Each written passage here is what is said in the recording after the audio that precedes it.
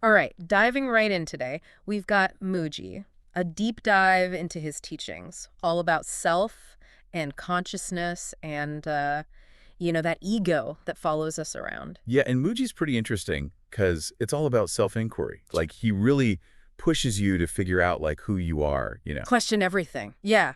It's like he's giving us a shovel and saying, get digging. And one of the first things we got to dig into is this idea that, like, the I, the one we hold on to so tightly, is an illusion. Right. He even compares it to, like, um, a thief disguised as a policeman trying to catch himself. Oh, wow, yeah. Kind of a funny image, right? But it really gets you thinking. Yeah, it does. Like, it Exactly. makes you see how pointless it is to use the ego to try and understand the self. Yeah. Because the ego, the way Mooji sees it, is part of the illusion. It's like you're trying to navigate, a whole new city with a compass that's busted.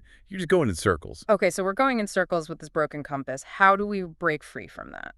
Well, Mooji has this really interesting phrase he uses. He says, don't touch anything. Don't touch anything. Yeah. So this isn't about, like, not touching physical stuff, right? Not really. It's more about our inner world. It's like he's inviting us to just observe our thoughts and feelings without getting all caught up in them. Okay, so, like, if anger pops up, you see it, you feel how intense it is, you maybe even notice how it affects your body, but you don't add fuel to the fire with a bunch of thoughts about how unfair it is or, how dare they do this to me. Right, exactly. You're not getting all tangled up in it. So it's about creating some space between, like, the observer, the real you, and all those thoughts and feelings that are constantly swirling around. Yeah.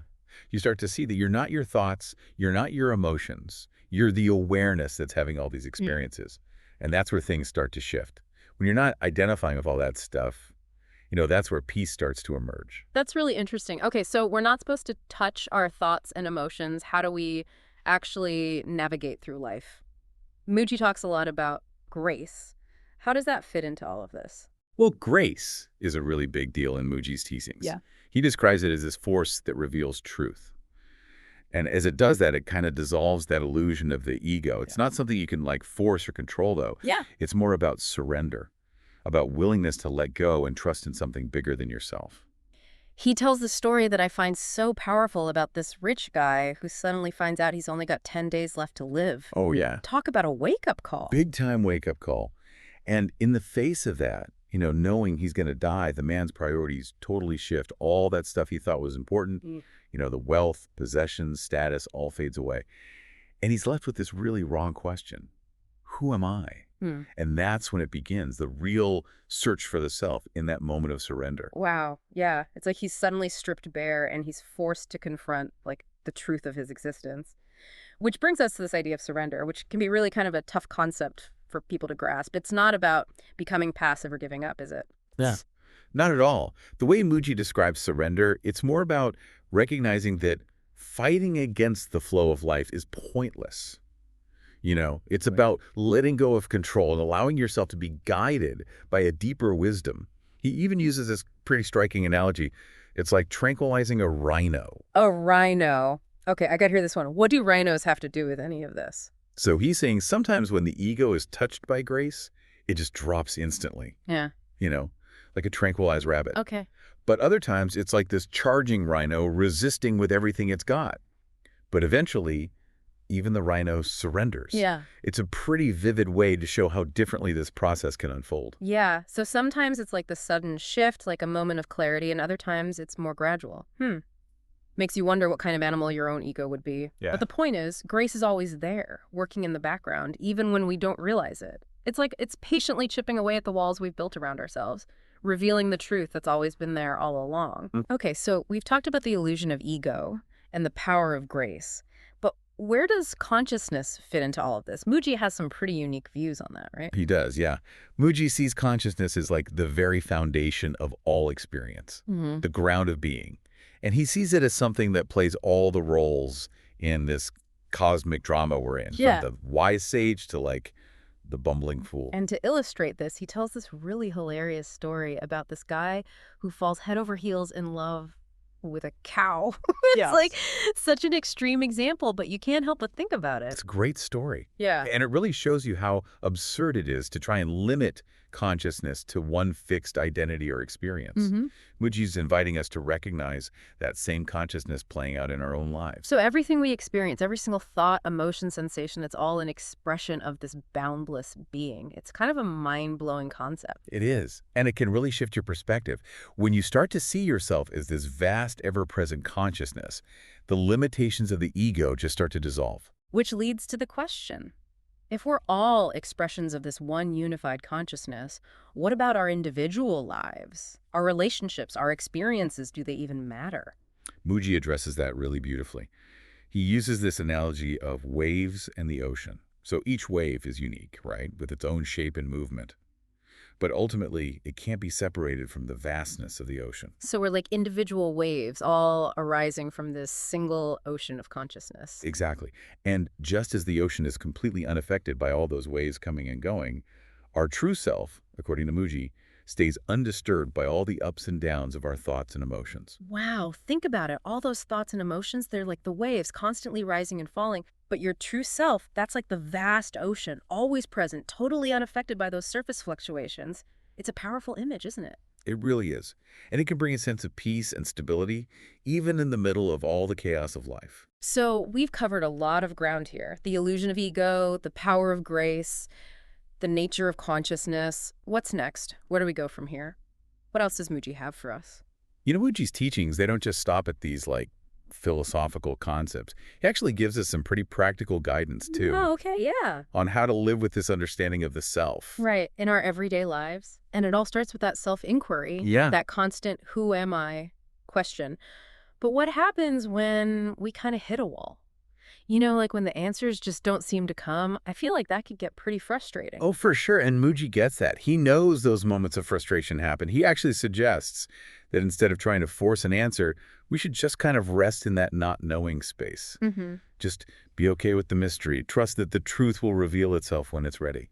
That makes sense, like taking a deep breath and letting go of the need to have it all figured out. Yeah. But how does this inward focus translate to our outward actions?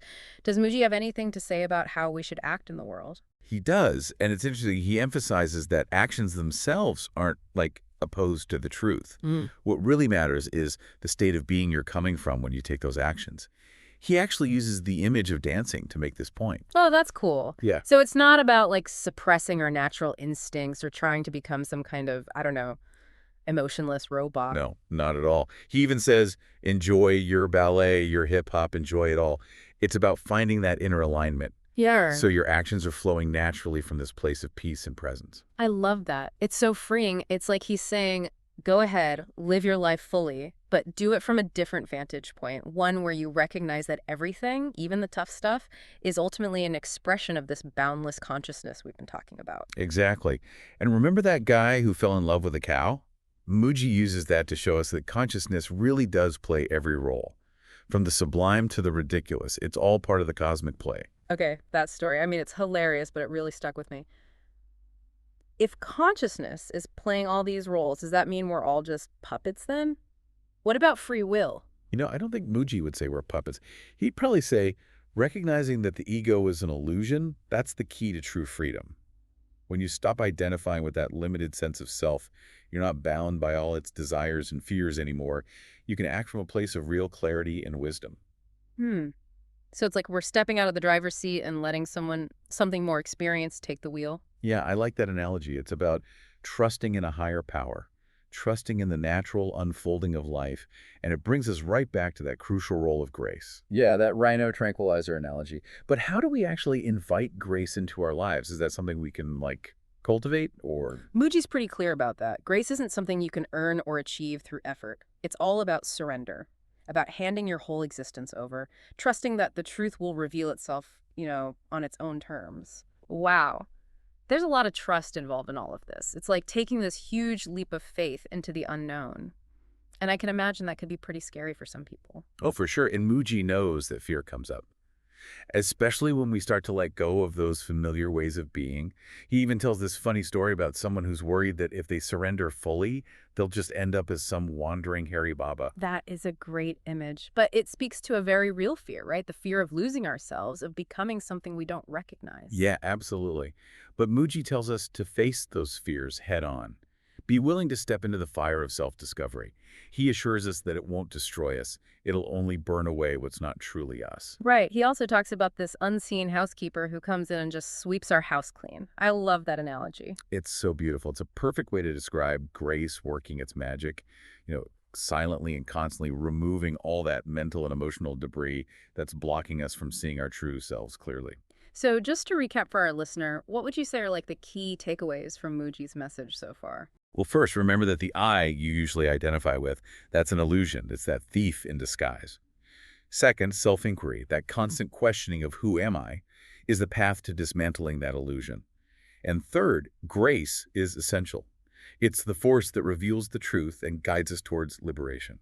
It's a really powerful message. It challenges us to look beyond the surface of our experiences and discover that unchanging reality within. Yeah, and it invites us to live with more freedom, more peace and joy, no matter what's happening around us. It's not just about individual liberation, though, right? Mooji also talks about connection, the importance of recognizing that we're all interconnected. He uses this term satsang, which literally means association with truth. Right. And Mooji says life itself is one big satsang. Every moment, every single encounter, it's all an opportunity to connect with our true nature, with that divine essence that's in everything. So we're constantly surrounded by opportunities to discover ourselves, to grow spiritually, even in the most ordinary things. Exactly. Yeah. And it's not just a solo journey either. Mm. Satsang also means gathering with other people who are on the same path, it's seeking truth and self-realization. It's about creating a supportive community where you can share your experiences, learn from each other, and go deeper in your understanding. Yeah, that sense of community can be so valuable on this journey. It reminds us that we're not alone in this, that other people are grappling with these same questions and challenges. For sure. So from questioning that illusion of the ego to embracing the power of grace to recognizing the importance of satsang, Mooji's teachings offer a really profound and practical guide for this crazy journey of life. But what about purpose? If we let go of that ego-driven striving, how do we find meaning and direction? That's a really good question. And it's one Mooji addresses head on.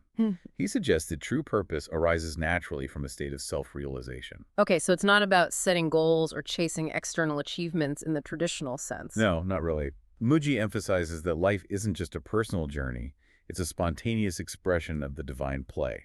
He even says, forget yourself and be happy. Sounds like he's saying, let go of the pressure to figure everything out. Just trust in the unfolding of life. That's exactly it. It's about surrendering to the mystery, allowing yourself to be guided by that deeper intelligence that already knows the way. But isn't there a danger in this kind of thinking? Like, couldn't it lead to passivity or becoming irresponsible? If we're just going with the flow, how do we know we're making wise choices? That's where discernment comes in. Surrender doesn't mean blindly following every impulse or whim that pops up. Right. It's more about getting in sync with a deeper wisdom, with like the natural flow of life. So it's not about being passive. It's about acting from this place of deep inner alignment. Mooji uses this really cool comparison. He compares a realized being to a skilled dancer. Oh, yeah. Moving effortlessly and spontaneously in harmony with the music. So instead of forcing things to happen, we become more like dancers, responding gracefully to the rhythm of life. Exactly. And this dance isn't like a solo performance either. It's this cosmic dance we're all in together. Right. Mooji really emphasizes that recognizing our interconnectedness, Yeah.